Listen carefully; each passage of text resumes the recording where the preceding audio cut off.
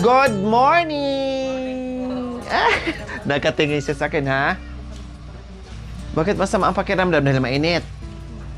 Kailangan lang relax dahil mainit, dahil may hika. Tapos, sinabay pa yung malamig, di ba? Alam niyo po mga kabayan, no? Sobrang init. Tapos, biglang lalamig ng bongga. Alam mo yun? Yung lips ko nga, mga kabayan, ay nagka-crack siya. No? Nagka-crack, mga kabayan.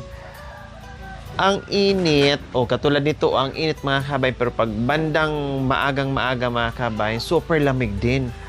Naghalo ngayon, mga kabayan, yung lamig at saka init. Kaya mga tao ngayon may mga ubo-sipon at may mga sakit, no? Ang hirap.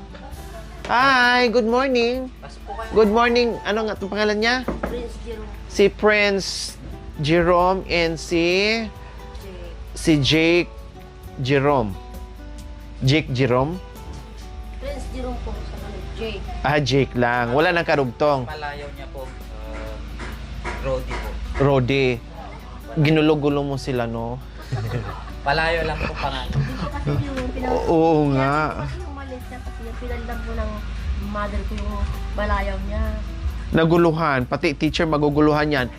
Prince Jerome. Tapos ang alias Rodi. Tapos ang katabi niya pag nag-aral siya, ang pangalan niya si Prince Jerome, ang katabi niya si Rodi, tapos ang palayaw din niya si Rodi. Di ba? Pwede papasok? Tara, pasok tayo. Good morning. Ayan, meron akong dalang almusal. Ano bang almusal niyo? Ha? Meatloaf. Tatlong pirasong galunggong sa kahit. Wow! Ang sarap ng nyo, ha? Ang sarap ng ulam nyo, ha? Bakit si ate na-miss ko na? Na-miss mo na ako? Sige, yakapin mo ako para matanggal ang miss mo. Ayan. Di ba? Wow, social ang nyo ngayon, ha? Almusal. Paborito ko, mga kabayan, is galunggong. Tapos, meatloaf. Yun ba yun sa grocery nyo? Opo. Wow! Mukhang pang-isahan yung luto nyo, no? Para wala nang pahabol-habol ng luto. Pang-isahan na. Ano yan? Tanghalian na? Pang tanghalian na. Almusal sa katanghalian. May Opo. dala akong pang-almusal. Yun ang pang-almusal. Sa bagay, yung meatloaf, pang-almusal din. May dala akong pang-almusal, pero kailangan maluto yan kasi wala kayong Panglutuan. refrigerator. So, masisira yan. Kaya pakiluto mo muna, ha? Yung itlog, wag na lang, saka na lang kasi may ulam pa kayo. Bigyan mo ng isang tinapay para hindi sila mag-aagawan. Alam ko marami kayong tinapay, kaya ang dinala ko ito lang. Para may pasalubong lang ako. So, lutuin natin to, kuya, kasi masisira, ha? Opo. Sige. So, ayan po mga kabayan, muli naming binisita. Teo po muna Si, ha? Buka muna dito. Oo po. Sige. Thank you. Muli nating binisita si Kuya Jerome and Ate Princess. At yung mga bata. Kumusta naman ang tulog nila kagabi? Kabayo! Nagulat ako. Malambing po kasi yun. Andali, yakap niya. Yakap ni tita. Dali. Yakap ni tita. Kung tawagin siya, nakikipagharutan. Okay lang, kaya mo lang siya.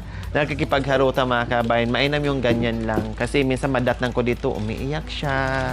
Maaligalig. Oo.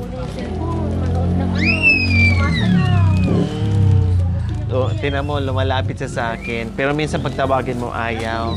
Pag hindi mo siya, pag minsan naman ayaw, pag tawagin mo nga, hindi ka nga niya pinapansin eh. Pero may mga times siyang ganyan. Bakit hindi mo siya tawagin, lalapit. Tapos,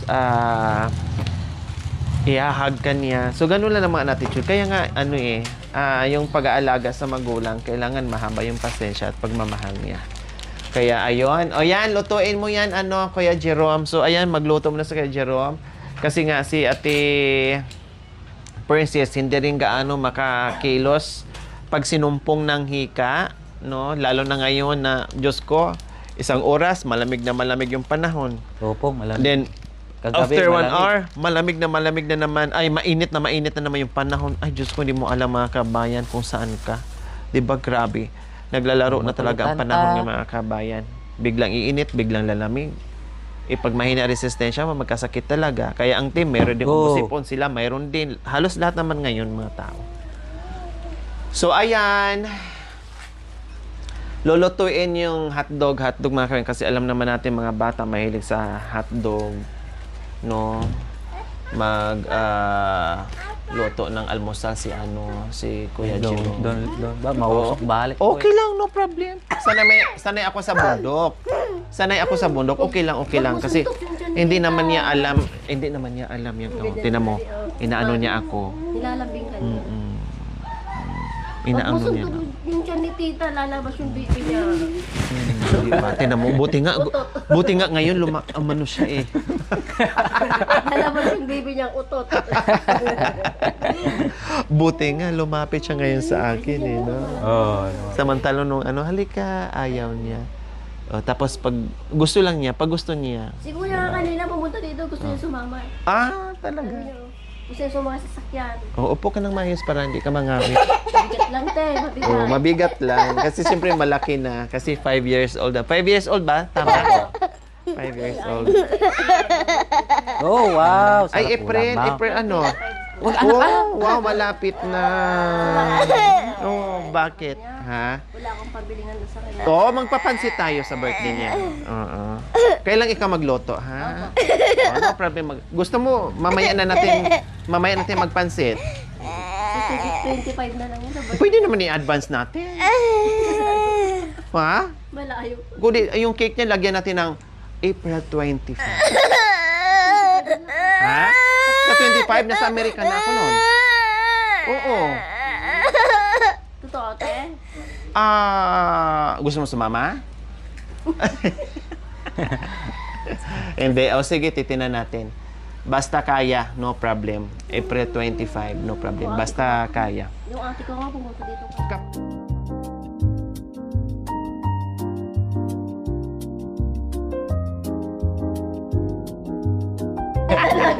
Wala pero. Ayaw mo, no? Tinan mo, nawala yung sakit ng ulo mo kasi napapatawa kita. Kumusta? Saan ka magluto, Kuya Jerome? Kaya mo lutuin, magluto ka ng para matikman ng mga bata. Yung hotdog, longganisa, ano pa ba? Yung tosino ba? Meron bang ay, wala pala, longganisa lang yan saka ano. Hindi pumasok si Prince ngayon? Hindi mo dinala sa May schedule po. May schedule sila. Hindi talaga totally araw-araw. Pero na silang naluto mga kabayan, nakabili sila ng galunggong. Kailang siguro maaga nilang niluto mga kabayan bago kami dumating. Ito kasi masira. Kaya kailangan lutuin na lang kasi masira siya. So hindi siya pwede na pabukasan or maabutan ng ilang araw mga kabayan. So wow, kita nyo naman po mga kabayan. Wala kami kasi paglutuan. Ito lang. Grocery, bigla ang kanilang bahay. O instant grocery. Or instant sari-sari store, kumbaga. Hirap talaga pag walang talaga dyan mga kabayan, nakabalandra. Akala mo, paglulutuin. tindahan na. Tiyaga lang. Yung iba dyan, wala pa mga kabayan. Nasa box na, nakabox na, nakatago na yung iba mga kabayan. And then, mga merienda ng mga bata, especially yung gatas, yan ang pinaka-importante talaga, mga kabayan. siya na po kayo, kuya. Nakakatuwa, kaya grabing iyak talaga ni Ate Princess. Dahil sa grocery nila mga kabayan, nag-shopping sila. So, ayan po mga kabayan, dito sila sa kanilang magandang kalan. O at least, di kahoy mga kabayan, pero meron silang may tawag nito, burner. Yan lang yung di kahoy na de-burner po mga kabayan, yung kahoy nila. Kaya pala nagluto na kayo ng maraming ulam kasi pang isahang luto hanggang maghapon at gabi na yon, ganon? Hanggang hapunan na yung ulam nyo? Hanggang tanghali lang. Tapos bag merienda mga bata. Ah, Anak, excuse mo po, lalanggamin yung dito. Kakagandang naman ang paamo ng langgan. paano yung kahoy nyo? Bumibili kayo? Or pinupulot mo lang? Binibigay sa amin po. Saan? Diyan po sa kapitbahay na. Paano pag walang nabiling, pag nabigay ano, paano pag walang nabigay na kahoy, panggatong, mga ngahoy kayo, saan? Doon po sa kanila. Ang layo pa, no? Pero nandyan, meron namang ano dyan? Dyan sa mga baka-bakante, maraming mga kahoy-kahoy dyan. Magagalit sila po. Magagalit po sila. O basta wag lang yung nakatayo na, yung mga naitapo na sa mga kalsada, Opo.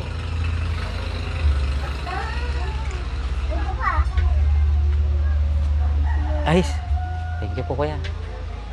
Sensya na, pati yung pan namin, itim na rin. Ha? Itim na rin. Okay lang. Maitiman ang kawali mo, pero alam ko, ang puso ng kawali mo ay maputi. Kuwan po, naluto kasi ng ulam.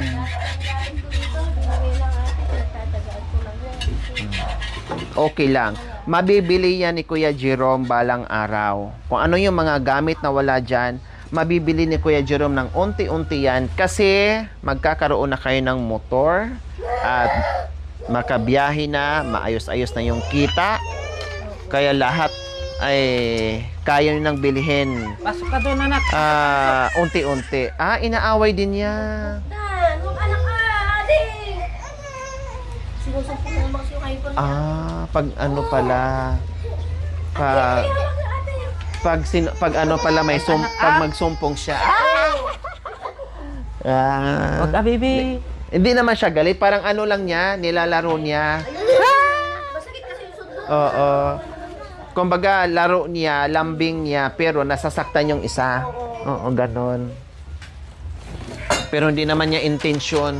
Delikado talaga, Tino. Kasi hindi mo alam kung anong gagawin niya sa kapatid niya. Ngayon, ngayon mga kabayan, harot lang niya. No, harot niya, pero ginawa niyang panchimbag ang ading niya. Huwag anak, ginaganyan mo naman. Pero lambing lang niya yun. Siyempre, hindi naman niya alam. Tingnan mo, ako nga, Hingal eh.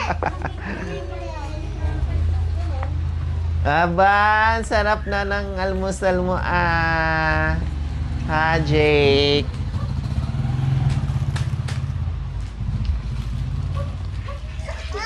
Ayan. Wala na. Sige na, wala na. Ano yung ulam?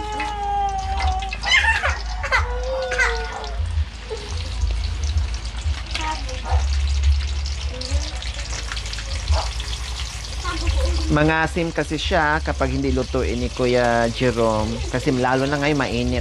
Hindi baling initin na lang nila. Ay tamang-tama, pang ulam hanggang mamayang gabi, no? Opo. No problem, makain nyo naman din. Basta maluto lang ng maaga na hindi siya mangasim. Go! Tabi ka, tabi.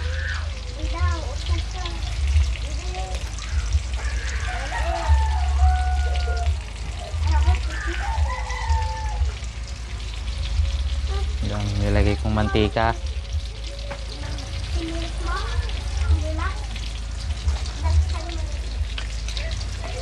Kasi pagkaoy na ano.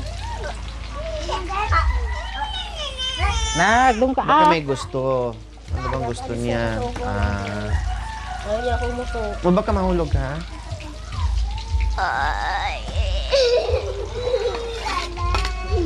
Nakanta siya. Dala. Ano yung dala?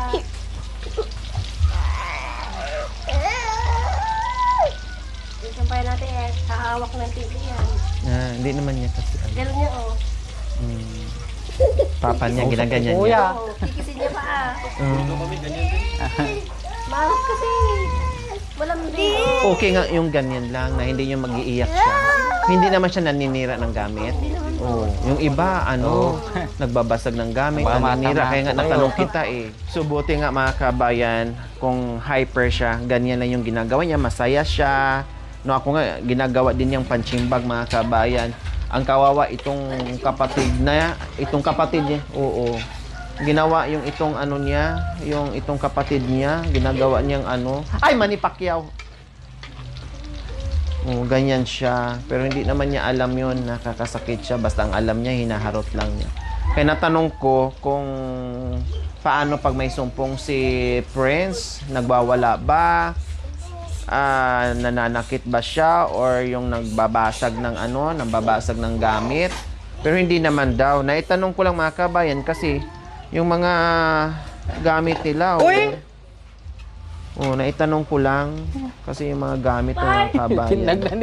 Shit na ni Rudy. Mga basag-basag na. Akala ko ay pinagbabasag yan ni Prince. O diba? Ayan pa yung mga ibang grocery nila dito mga kabayan nakatago. Yung iba hindi ko alam kung saan nilagay. Yung mga diaper ng mga anak niya. Luto mo, malapit na malutan ako. Yung pala, kaya ganyan yung mga gamit ni Ate Princess kasi bigay-bigay lang sa mga kaibigan or ate, kapatid na dapat itapon pero dito nagagamit at napakinabangan pa nila mga kabayan. Pati itong sofa, ganyan. Pati yung sofa mga kabayan. Pati yung mga foam, ganun din. Ay, ate! Wag! Kawawa si Ading. Kawawa si Ading. Diyos ko, kawawa talaga pag di mo nabantayan, ate. Bugbog sarado talaga. Panchimbag talaga ang ano niya. Oo. Tinan mo. Ay. Oo. Wala na. Wala na. Ganun pala yun lang ang problem niya, no? Yan lang ang problem niya. Buti nga hindi siya gumaganti no? Wag anak! Wag be. Halika dito. Halika. Wag. Kawawa si Ading. Kawawa. Ay, hindi ka ganyan ha. Alis na si Tita, alis na siya. Ay. Nahiya na ang ginagawa mo ha. Kawawa pala pag nabantayan Ate Princess.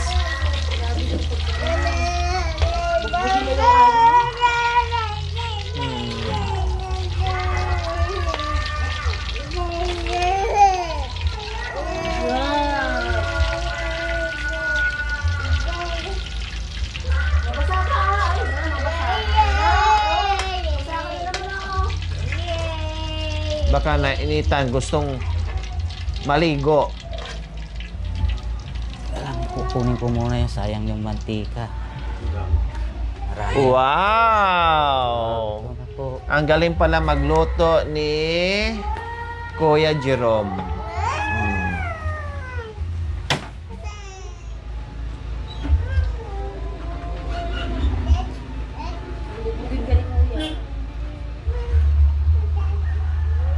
Nakasain na ka ng kanin? Opo.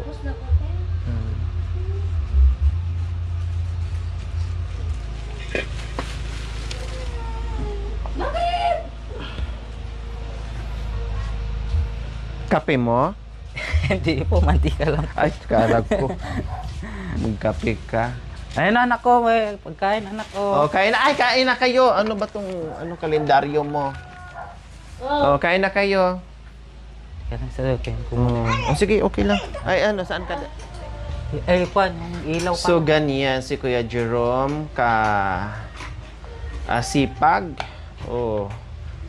Magmahal sa kanyang pamilya po mga kabayan. Pag nandito sa bahay, ay halos siya din ang gumagalaw mga kabayan dahil si Ate Princess ngayon ay sinumpong sa hika. Trabaho sa labas, sa init. Then pag nandito sa bahay, kain tayo na kabayan. Kilos din sa pagluluto, sa paghahanda ng pagluluto, paghahanda ng pagkain para sa kanyang mag-iina. Ganyan ka kadakilang ama sa mga anak niya at asawa po mga kabayan. Napakasipag ni Kuya Jerome. At walang reklamo sa buhay, walang reklamo sa kainitan, no? Hindi niya iniisip or iniinda ang pagod or init. Mas nakatuon siya doon kung paano daw yung kanilang pagkain na mag-aama at mag-iina, no, na naiiwan dito sa bahay, na nag-aantay po sa kanila, na umaasa tuwing uwi na may daladalang ulam. Dahil laging nakahanda yung kanin, no, kaya Oo, ito. Sausaw mo. nag-aantay ang naiiwan kung si Papa nila Oh. Jerome ay may dalang ulam po mga kabayan.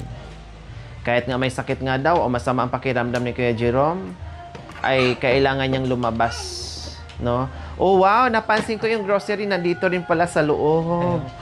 Ayun, no. Oh wow, nakakatuwa mga kabayan, oh, 'di ba? Ito pa yung iba. Oh, yung iba nandoon. Kung saan-saan na nila pinagtatabi mga kabayan. Yung Oh, tapos yung mga iba nandito na. log, tas Oh, nilagay nakalagay na namin sa mga lagayan. Oh, sige, kain muna kayo para mainit pa yung pagkain. Tara, ate, kain Oh, muna. sige, okay lang. Salamat. Yung dala namin ay para sa inyo. Kain kayo, enjoy. Oh. Doon na papa mo kaan yung papa mo. Bakit? Kanina tumatawa, tapos ngayon umiiyak na. dito tayo. Kain tayo. Kain na. Upo sila dalawa ading niya. Yay! Ang dami nilang ulam. Oy! May meatloaf, Ang bibigat ng may hotdog, may longganisa, or chorizo ba yan? At merong Dito tayo. Dito tayo nako. galonggong. Upo ka dito. Oh, upo ka Please. dito ni Papa para merong subuan ka lang ni Papa. May ulam ka na pero nag-uulam ka pa ng patis. Ay, tuyo. Opo. Pag walang ulam, itong inuulam ko. Nasanay, Dito. no? Ito po yung inuulam namin. Dilagyan namin ng mantika, parang adobo na rin. Oh, so ayan po mga kabayan, no. Kahit may ulam na sila, pero nilagyan pa rin ni Kuya Jerome ng mantika at toyo. Dumi yan na. Na ano kayo mga kabayan, naranasan kong ganyang ulam. Kapag walang ulam, toyo at mantika para na magkalasa yung kanin at makain mo siya ng walang ulam mga kabayan. Yun na yung pinakasabaw mo ulam at the same time po. Kaya ngayon, kahit may ulam sila, no, doble-doble yung ulam. 4 na putahing ulam po mga kabayan. Pero yung nakasanayan nila na mantika at toyo ay ginawa pa rin nilang sabaw, kumbaga. Pangpalasa. Wow, sarap ulam. Daming ulam ni Princess at ni Princess. Ang daming ulam ni Prince at ni Jake. Wow naman. Nanginginig na rin ako. Ha? Nanginginig na pati yung kamay ko. Bakit nanginginig ka? Sa Sa pagpipidal mo? Ganon? Or bakit? Wala lang. Masaya ka lang. Nanginginig na naman si Kuya Jerome. No, na masaya sila na nandito tayo ulit, nabisita natin sila.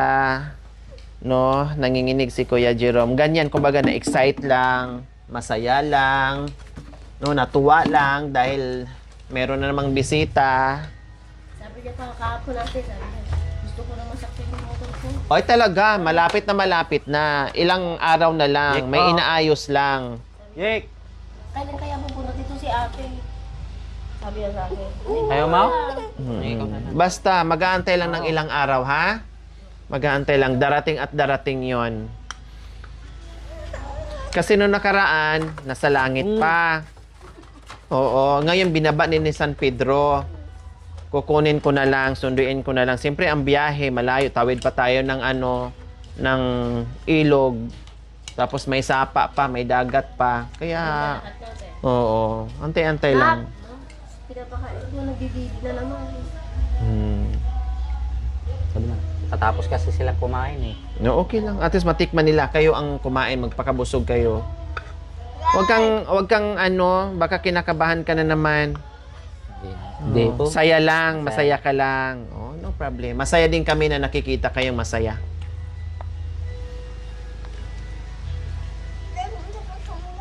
Ha? Masaya ikaw. Excited ka na rin makasakay sa motor mo. Magkakaroon na si Papa. Sasakay na kayo kung saan-saan, mamasyal, habang wala pang biyahe si Papa mo. O syempre, kahit isang beses isang linggo, laanan mo ng panahon ng mga anak mo, Kuya Jerome. Isang beses isang linggo. Namasada rin ako kanina. Nakasandal lang ako. Nakasandal lang ako. Siyempre, ito kasi makakuan kasi po suntok-suntok yung kapatid. Wala kasi kasama yung asawa ko na nagpakuan sa kanya. Oh, Yun, ayaw mo? Maanghang ba? Hindi. Yun naman. Jake, ayaw mo na kumain? Ayaw mo na eat? Ayaw mo nang eat? Wala na? Ayaw mo na? Pes, gusto mong pes? Fish. Fish. Pes. Ayaw mo Makakait fish? na ito. Busog na ikaw?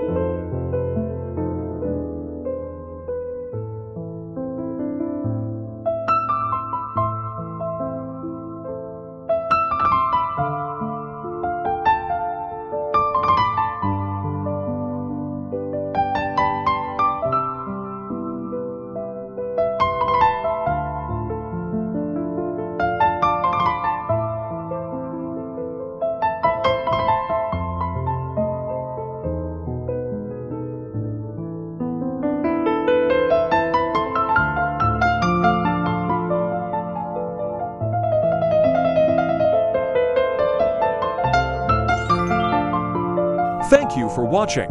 Don't forget to like, share, and subscribe.